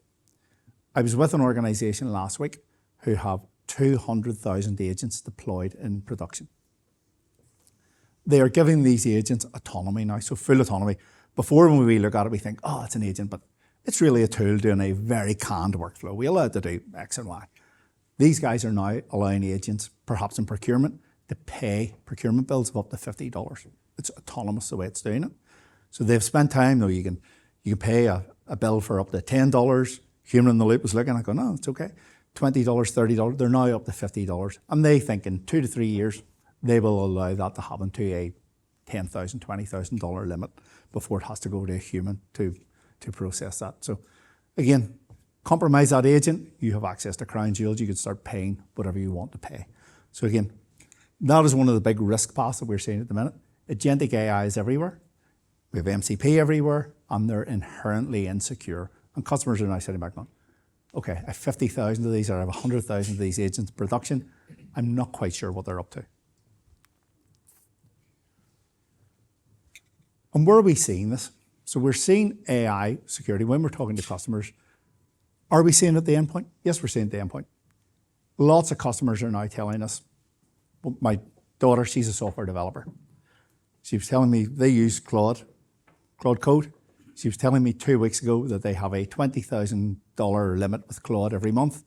And with about 3 days left in the month, they ran out of Claude credits and the whole place came to a standstill. They're saying, we can't work, we can't do anything, increase the limit. But you're developers and we can't work without it. So this is the reliance on it now. And we're certainly seeing the ability to identify AI applications, perhaps MCP clients and agents at the endpoint is critical. We're also then seeing it in cloud as we push now towards autonomous AI, being able to deliver that out of the cloud. We're seeing the applications getting delivered. We're seeing agents getting delivered in perhaps your Azure, your Copilot Studio, things like that. And we're now seeing a bunch of open source tools coming along like LangChain, LangFuse. We're seeing lots of that happening in the market. So again, being able to secure that at a cloud level, great. And then the SaaS level, we're seeing that again, we have our low code, no code services. We have ServiceNow, we have Salesforce, we have all Workday, things like that. They have all these agent builder platforms built into them. So again, bringing all of this together gives you a platform for innovation at scale, but also it's inherently risky. It's at the endpoint, it's in the cloud, and it's in SaaS-based platforms. So again, how then do we stay clear of this? Or how do we ensure that we're doing this right from the very start? And what I've always talked to customers, some customers I'll talk to say, oh, we're only looking at this at the minute. We're not really deep. This is too early for us. Is it really? Do you really want to push this into production and then have to, in a year's time, trying to retrofit security into it? Probably not the best idea in the world. I'm sure you have an InfoSec team or you have a policy team who will be building a set of AI rules and a set of AI policies. So if you can condense those and be really clear on what they're trying to achieve, then it gives us a good grounding or a good base to start building security for AI. Again, finding these problems is really, really important to do it early. Customers will come to us and say, we want to secure this application. We do some testing and we go, great, we're good to go. We're ready for this. Forgot to tell you, we have some of these services are run out of California and there's California State Act. Some of these services are run in India. Some of these services are run in China. Okay, we have data sovereignty issues. Do quite a bit of work in the Middle East. There's lots of data sovereignty concerns there. So identifying that as early as possible allows us to build the right guardrails and allows us to build the right data sovereignty approach to securing your AI applications. The final thing then is being able to do this in real time. So it's great that you can build all of these policies out. We can red team applications. We can do whatever it is we need to do. But actually being able to protect these things at scale in real time is really, really important to us. Again, if you see some apps, we have one car manufacturer. They have, one of their applications uses about 60, 70 billion tokens a month in terms of the throughput. It's a heavily, heavily utilized application. Being able to scan those prompts in real time, being able to give verdicts back to the models, again, so as they can run inference or RAG, whatever they're running. So being able to protect them in real time at scale is hugely, hugely important. Apologies for the graphic here. It's a bit of a migraine on a page, but it's this is what we mean by secure by design. And what we at Palo Alto Networks are looking at doing is where you have a user, if you think what a user's doing now, I would say 99% of what I do is in the browser now. I check my email, I do my expenses, I have an AI bot to help me with expenses, matching receipts to the actual expense lines. Everything I do is based on the browser now. So being able to integrate AI security in the browser gives you that confidence that a user can do whatever that user needs to do, and you're not slowing that user down. Again, when we then look at that and perhaps take that on to where we're developing applications, perhaps within those applications, you're off looking and say, okay, we are going to open this up and we are going to allow our users to use biggest open source repository for AI models, Hugging Face. We're going to let users use Hugging Face, or developers. They'll probably find a way, if you block it, they'll probably find a way around it anyway. So again, being able to put the right controls in place, and we can honor that and we can map that and allow So we're not saying to your users, there's 2.3 million models in Hugging Face, but you can't use them. We're going to let you use them, but we're going to do it in a safe and secure fashion. And then as we move over to the right, we're looking at our InfoSec team. So they've given us an AI policy. How can we ensure that our applications conform to that AI policy? Well, we can red team. We all think of red teaming. The guy or the girl comes along with a laptop. They run a set of tests every 6 months. We get a big spreadsheet and we have to fix lots of stuff. That's not the way AI works. Lots of it's ephemeral in nature. The resources that we use, the infrastructure, we're spinning up serverless functions, perhaps clusters and containers. They're up for 5 seconds and down. New data sets coming in every day. How can we ensure that that data, we may be running ML pipelines, we may be running data ingestion pipelines as part of that. How can we ensure that that's safe? So being able to integrate security, red team all of that, and then approve all of that and push that into production with a consistent approach to security is one thing that we feel is really important. And by not doing it by that way, you go back to where we were in the cloud 10 years ago, where we had point products everywhere. There was no context. The SOC team got an alert. Okay, we found something in a Kubernetes cluster. Okay, who built it? The cloud team built it. Wasn't me, it was cloud team B, it was such and such. Oh no, it was actually a dev team. They built this up as part of a application or something. It took 3 and 4 weeks to work out who had done what. And by that stage, you had a critical vulnerability in your infrastructure. So you had no context.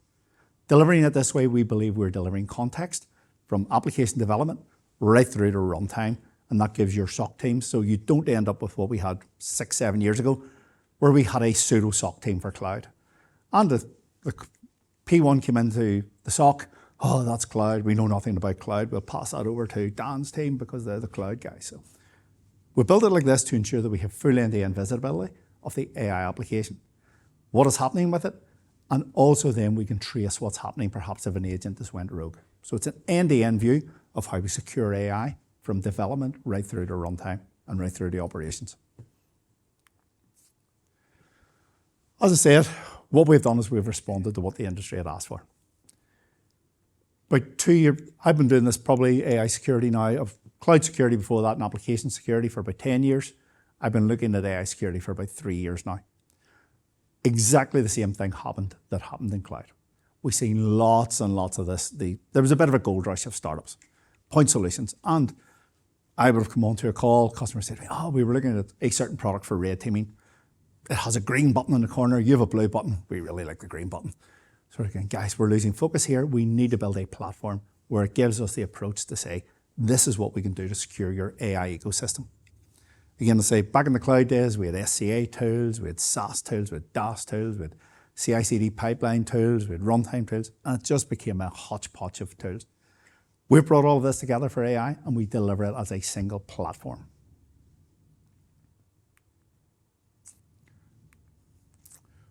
What I'll do is I'll not spend too long on this, but this is where we're looking at the user journey. And here at Palo Alto Networks, I think Dinesh had mentioned that around in IBM, he has access to 8, 9, 10 different tools that he can use for his AI, SaaS-based Gen AI apps. We're the same Palo Alto Networks. The corporate tool is Gemini, we have Notebook LLM. I can use my personal subscription to ChatGPT, or I was in the States a few weeks ago, and a few guys from Texas, and as they seem to sing instead of giving the numbers, they don't call it ChatGPT, they call it ChatGippity. So ChatGippity is the name for me now. But again, you can use our personal accounts here. If I try and cut and paste from my email into ChatGippity, I get a block. I can't do it, not allowed to do it. If I was to upload a spreadsheet, I'm saying, really want to create this whiz-bang pivot table with these graphs and maps, things like that, it might let me do it. If it sees a pound sign or a euro sign or a dollar sign, it'll probably block it because there's probably financial data in that. We ain't allowing that. So again, we give the controls to the user, we allow them to use the tools, but we do it in a safe and secure way. We have also then built in where we have mapped over 4,000 Gen AI SaaS-based apps. So there's a big long list, and you can say, we allow this one, we tolerate this one, or we block this one completely. We give you verdicts to help you along the way. In terms of data exposure, then we look into the application and we go, okay, we have a DLP engine sitting in behind it. We have out-of-the-box protection. So perhaps there's a GDPR policy you want to apply. apply it. Perhaps there's something bespoke you want to create in a certain region or for a certain application or a certain, perhaps a financial application. You don't want to expose a certain financial pattern or something like that. You can block all of that. And then as we now start looking at tooling, we can block malicious tools. So perhaps your application that you're using is using a tool call to do something in the background. We can block, we can see right into that as well. So from a user perspective, what we're trying to do is we'll discover all of the apps, we'll apply your governance frameworks to it, and then we'll protect from data exposure at a user level. Again, as I mentioned, there's 4,000 apps that we can, at the minute. You can add your own if you so desire. But again, we give a verdict. So think of Grammarly. Grammarly is really difficult to untangle because it has a number of hidden, like Gemini gems. There's 35 Gemini gems hidden in it. So being able to go that deep to discover what they are, understand what those, a gem is just a bunch of prompts. So being able to go in and understand what those prompts are doing, securing them, say, well, we'll let you use Grammarly, we'll let you use about 20 of those prompts, but the other 30, 15 or 13 or whatever it is, we're going to block them because they look a bit unsafe to us. So we can go that granular in the application. Again, where we're seeing tools being used. So when you go into perhaps your low-code, no-code type environments, perhaps you're in ServiceNow. You're going off, you spin up the agent builder in ServiceNow, you're doing all this in their SaaS-based application, and you say, I want to create a bot that's going to reset my, I get this information, I get this every 3 months or whatever, change your password. It's painful, I can't be bothered. Create a bot, and you're saying to this bot, you've created this agent, saying, every 30 days, instead of every 90 days, here's what I need from a password. 12 characters, alphanumeric, special numbers, special characters. Again, spin up the agent and go off and do it yourself. Again, we can integrate that with to say, okay, you shouldn't really be doing that. That's a pretty bad thing to be doing. So being able to understand the tooling that you're using and being able to understand the risk associated with that tooling within those applications is key for us. So we can say, we're going to, as an organization, your AI policy is X. We'll allow you to use these Gen AI applications. We will block all of the bad stuff. But as we get into the more complex workflows of tool calls, yeah, that's okay. We'll let you use that tool call, but that's a big no-no. So again, it goes really deep and granular as to what you can and can't do. We have a number of ways of deploying this. One is we can do it in the browser. So we have a browser of our own. Customers will say, brilliant, we want the browser. Or some customers will say, oh, we have a certain type of browser. We're not going to use your browser. Okay, we can do it as a browser extension, or we can do it as a device. We can route all of your traffic through it, and we can pick out the AI traffic as it leaves your site, and then we can block based on that. So lots of different deployment methodologies. It's really up to you as to how you would go about deploying this.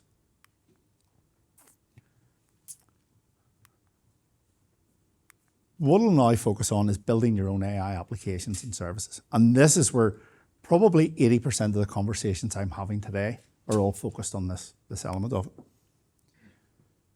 And what we're seeing is lots and lots of customers are now, it started out probably 2-3 years ago with very simple chatbots. So I came across someone typed in, give me some sort of detail, blah, blah, blah. I give the detail back out.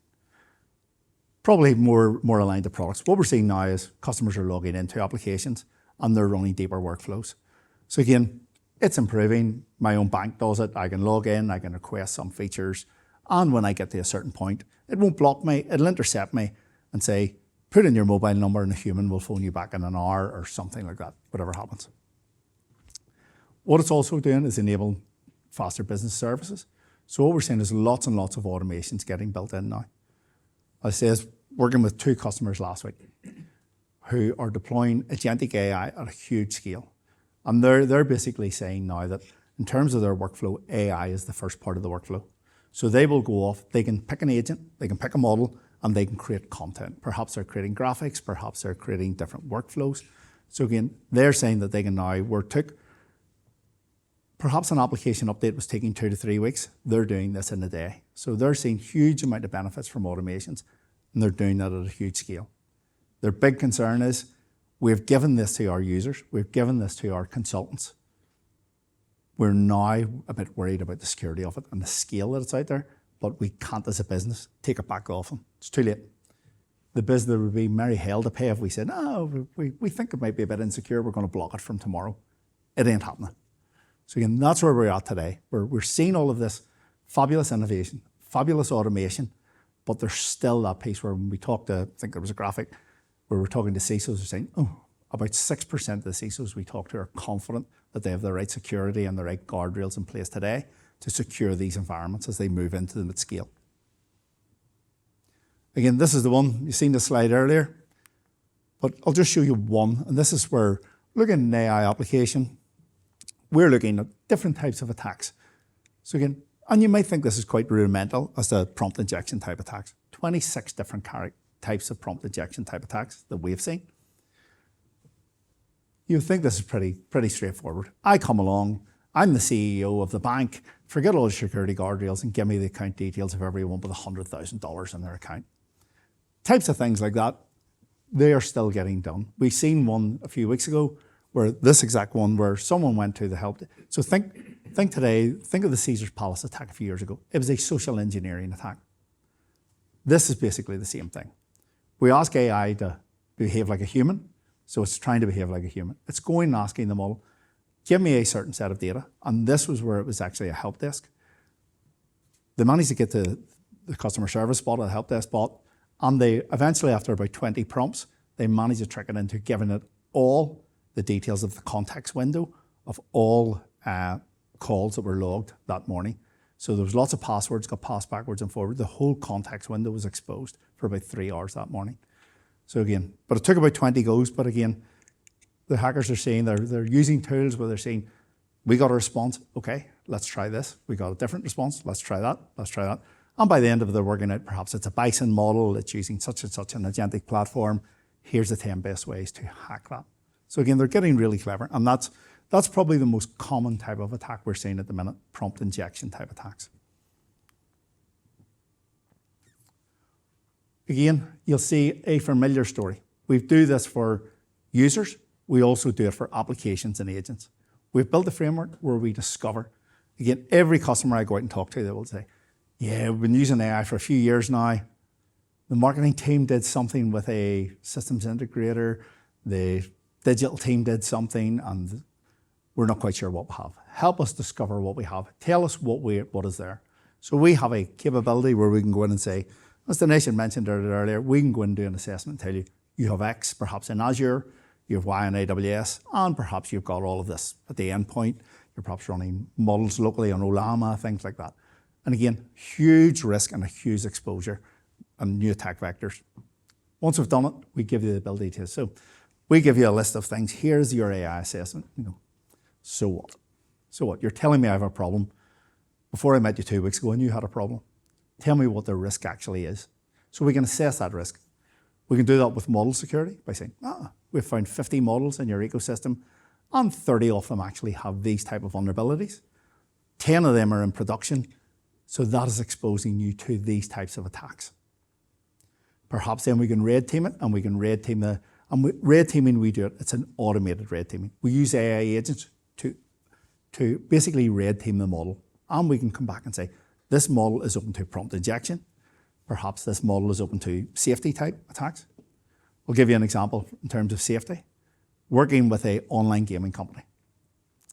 They have a little avatar in their app. The kids are on playing the game. AI is monitoring it. It says, we can see that Dan has been stuck in level 20 for the last 3 hours. The avatar pops up. Dan, if you buy the sword with the diamond crust, you'll be able to slay the dragon. And by the way, that's $5. Dan buys it and he's really happy. One young person came along. We see you're stuck in level 20. Do you want to buy the sword? The young person says, I'm so frustrated, I want to cut my wrists. And the avatar popped back with saying, here's the 3 best ways to cut your wrists and hide the scars from your family. So again, things like that you might say, well, that's not really cybersecurity. That's just a poorly built or poorly trained model. The weightings are all wrong, things like that. But again, that's what customers want to do. So we can assess that risk before you ever deploy those applications. And then it's important that we protect those in real time to make sure that those type of things can't be exposed. We do it through a platform called Prism. Started out where about 3 years ago, Prism came to light. It was a runtime firewall.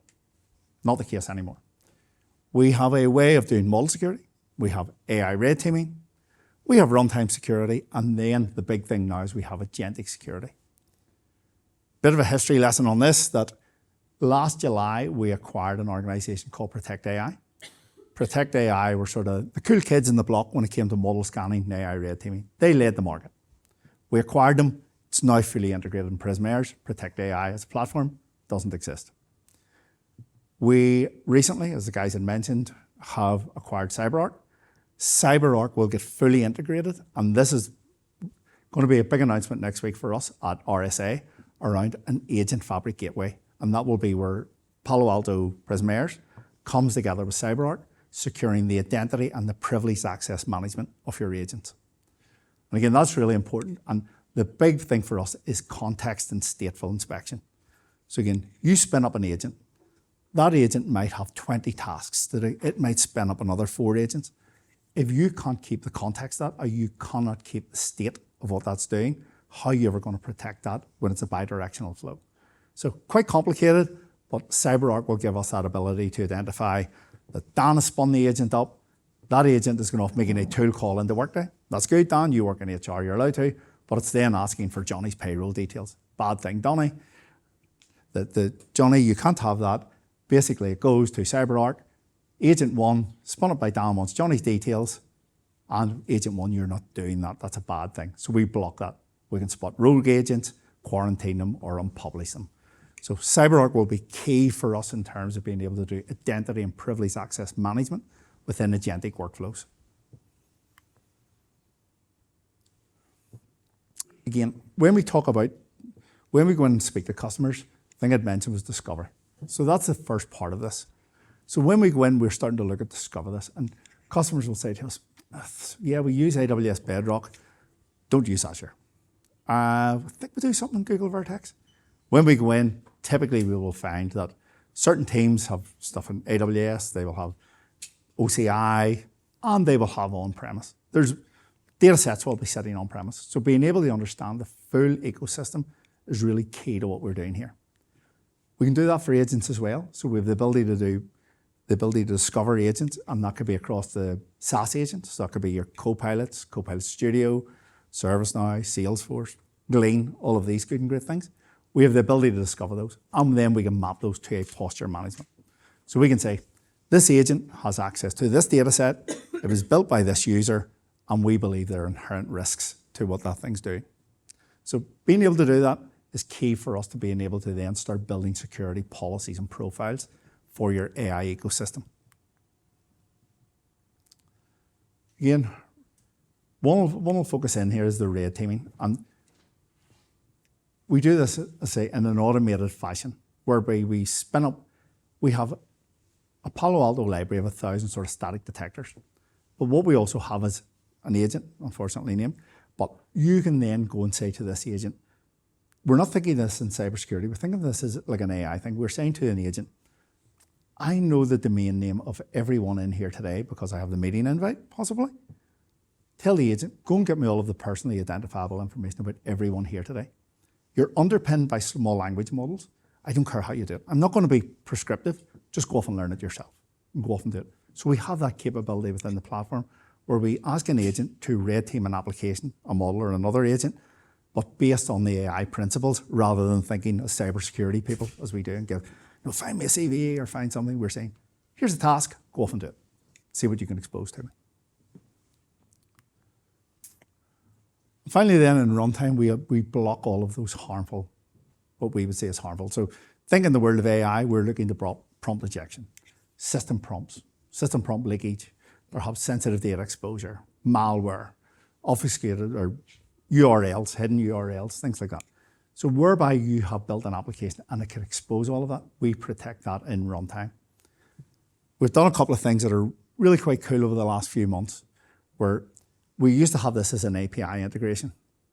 Then we realized about a year ago, okay, customers have now got more than one AI application. This isn't going to scale terribly well.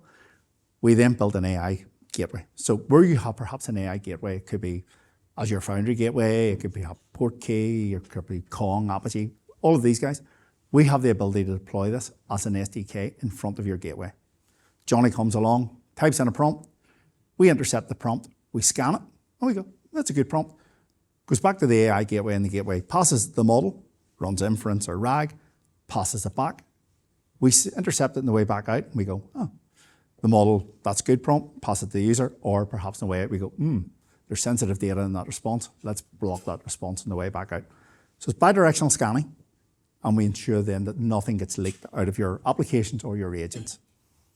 Doing it with an AI gateway means you can do it at scale, and most customers will tell us today, yeah, we're a big consumer of Portkey or Light LLM, or a big consumer of Azure Foundry and their gateway. So again, we have announced there must be about 20 different integration patterns with all of the main AI gateway providers. So it just makes it simple, and it makes it easy to stand this up. Okay, now we'll move on to the weird and wonderful world of AI agent security. What we're seeing today, agent security. If we think of where we are with agent security, we're thinking Microsoft Copilot. Every customer I'll talk to will go, yeah, we've dabbled with Copilot. Okay, they're very defined workflows. So what will be, go into your Copilot, I know there's 10 research papers on something or another, summarize them for me and write it and give me 3 slides. It does it, it's very defined, very narrow. You nearly call it a tool rather than, it's an automated workflow rather than an agent. What we're now seeing is customers moving towards more sort of the autonomous way of doing it. So you're building these applications in perhaps AWS or GCP or Azure, and you're then giving these agents autonomy. So they can go off, they can plan, and they can execute, and they come up, they learn, and they say, oh, the next time you do that, do it this way. So we're seeing a gradual shift towards that. And in the last 3 months, 75% of the conversations I have will be, tell us what you do, Palo Alto, in terms of AI security. And after 15 minutes, yeah, let's focus on AI agent security. But that is where it's going. It's going towards the agent world is going towards full autonomy, perhaps for these SaaS-based type AI applications, and also then where you're being able to deliver those bespoke ones out of the platform builders and AWS and things like that. And if you think of what an agent is, an agent, again, we talk about this, an agent, and Dan and I were mentioning earlier, and we're talking about it and saying, so what is an agent really? I was talking to one of our account executives as well and said, so what is it? It's a piece of software. What? I thought it was something way more different than that. No, it's a piece of software that you give a set of actions to. And what we're seeing now is with the agents, it's becoming more and more complex. So agents will have the ability to make tool calls. That might be through MCP servers, but they can go off and they can do multiple workflows. How do you protect those tools? And then we give agents skills as well. So these agents are now gathering skills, and then they become more and more defined as to what they can do and how they do it, and they then get skills levels and skill ratings. All of this brings in new attack vectors, unsafe tools, perhaps compromised tools, skills can be manipulated, things like that. So again, how do you protect all of that to make sure that that agent builds the right plan, takes the right actions to give you the right set of answers, and ensures again that you're securing that whole workflow for your users. Again, you'll see a common theme here coming through with everything we're doing. Customers are telling us we have no visibility. Developers are running Claude agents on their desktop. We can now secure that. We have the ability to integrate with Claude agents. Again, these agents, we're delegating control to them. And again, that's what I mentioned, CyberArk. So Johnny has the ability to create agents in Copilot Studio, perhaps in ServiceNow, and perhaps he's building his own agents in Claude Code. How do we ensure that Johnny isn't delegating? So imagine in your organization, you're trying to protect the identity of Johnny. You're now got 40. You've Johnny times 40. How do you ensure that the identity is right? How do you ensure the privileged access is right? And how do you understand the workflow and get the context of that workflow for that agent? And that's again where we're delegating these controls. We believe that CyberArk will be key for that for us by intercepting the first flow. The identity, it can go to Okta, it can go to Entra, or go to CyberArk, but the privileged access management will be key to accessing data, data sets, and actually, if you think of the RAG process, forgive me getting maybe a bit technical, but you could have a knowledge base. That could be 10, 20, 30 gig. There could be thousands of documents in that knowledge base. How do you allow an agent to go into that data set and pull only a very small subset of data from that knowledge base? And again, that's where CyberArk will help us to be able to do that, to secure that RAG process and to secure the full agent identity piece. Look through that one. what we're saying there, over the last few months, the endpoint has become something that, again, customers want to look at it. As I'd mentioned, daughter's a software developer. She is constantly saying, my job's so easy. Claude Code does my job for me. I just sit and do, this used to take me a week, it takes me an hour now. So again, the endpoint has become crucial for us in terms of customers are saying, how do I secure the endpoint? I have no visibility at the minute. My XDR, my agents, they're all telling me at a kernel level, you have this, you have that, you have the other, but they're not actually looking at what I'm running and what actually these agents are doing. How can I stop someone building a piece of code that's going to go off looking for sensitive data? How can I stop them publishing something as an application? So again, being able to understand the endpoint, see where the trust boundaries are at that endpoint. So we don't want to stop developers or we don't want to stop people doing things. We will obviously want to empower them to become more productive. And the better the workflows, again, the more access we give them to these types of tools. So that's great. But again, these are where we're seeing these sort of supply chain type attacks and things like that. So being able to see the endpoint, being able to understand what's happening at the endpoint, and being able to control what's happening on the endpoint from an AI agent point of view is key. And that's one of the big things we're seeing coming along at the minute. And we have announced a few weeks ago that we intend to acquire an organization called Koi.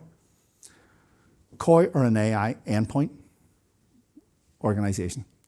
About 2 years ago, Koi didn't exist.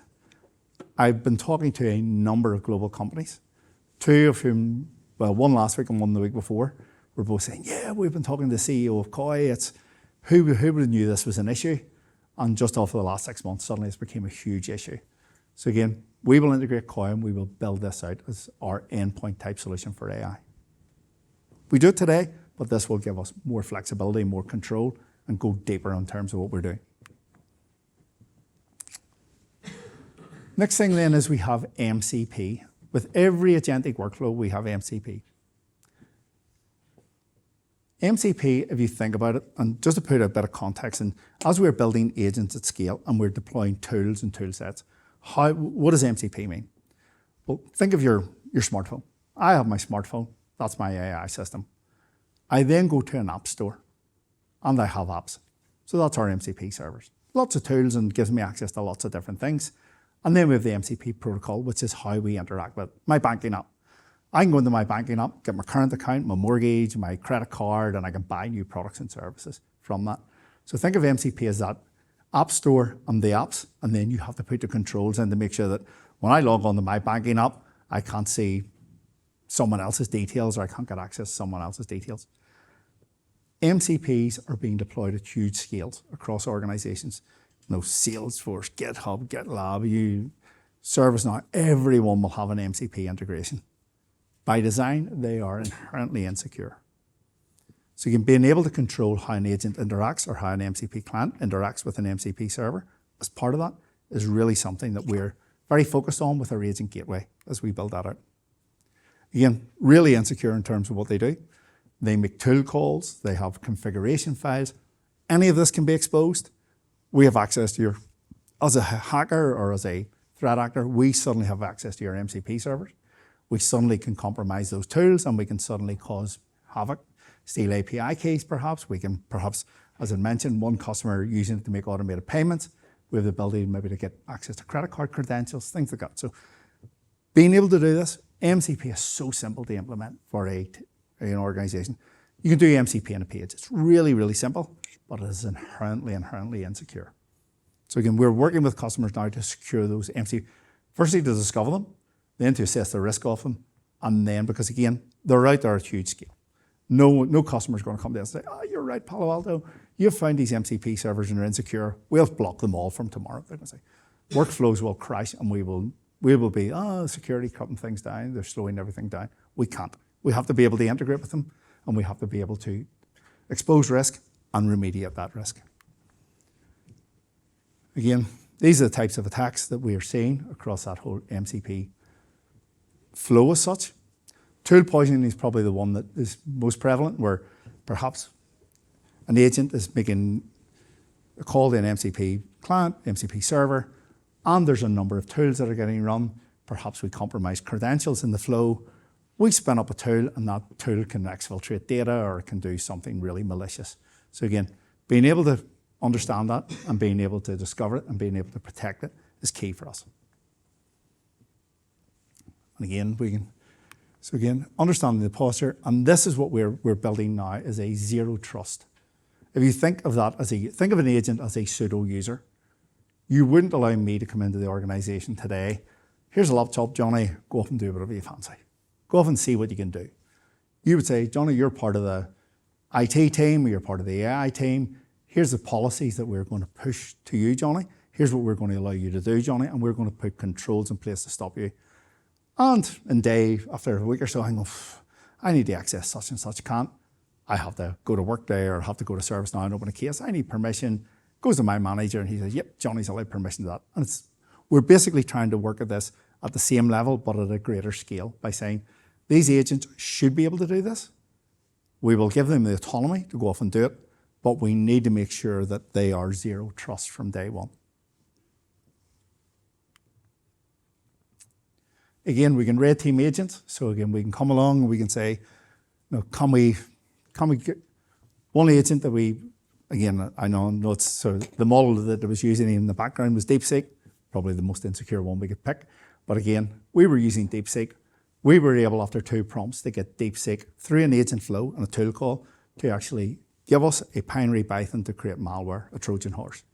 So again, silly things like that, which again, you might say, well, inherently, that's not really a cybersecurity risk, but do you want people to go onto your app or spin up agents that can generate malware while using your systems and tools? I'll not go into the multi-cloud piece because, again, there's probably another 10 slides in that, and we have a bit of Q&A to do, and I've ran for 45 minutes. But again, I'll just mention lightly that we do have a multi-cloud solution. What we're seeing with AI, if you think of how an AI application works, you're going to have an infrastructure. If you're fortunate enough, you might have some GPUs on premise, and you may be building out your own infrastructure. Most customers will be in a CSP. So it might be in Azure, they might be in Google, it might be in AWS or OCI, spinning up all of their own infrastructure in there. Perhaps they're running their applications and agents in Bedrock. Perhaps they're running from data sets which perhaps are on premise. So they might be fine-tuning on an on-prem data set. They might be running ML pipelines or something in GitLab, and they might be then pulling data as part of the RAG process from GCP. Most typically, organizations are not using one single provider to deploy AI applications and agentic platforms. It's a multi-cloud approach. And we have a way of standardizing, basically building a routing overlay to enable that right across, and then you can produce and build a standardized policy and security profile across all of that. So you're not building 4 different profiles and then trying to pull them all together into context. We give you the overlay, and we build in a unified security profile for all of it. That was me. That's all I wanted to cover as part of this piece. So thank you, Jonathan, and thank you all for your attention. As mentioned, this is one of a series, so you can look up more of our Securing Tomorrow content on your favorite podcast platform or on our EMEA YouTube channel. And if any of the assessments that we've been discussing are of interest, please get in touch. And if you don't know who to request this from, please find me on LinkedIn. Thanks very much.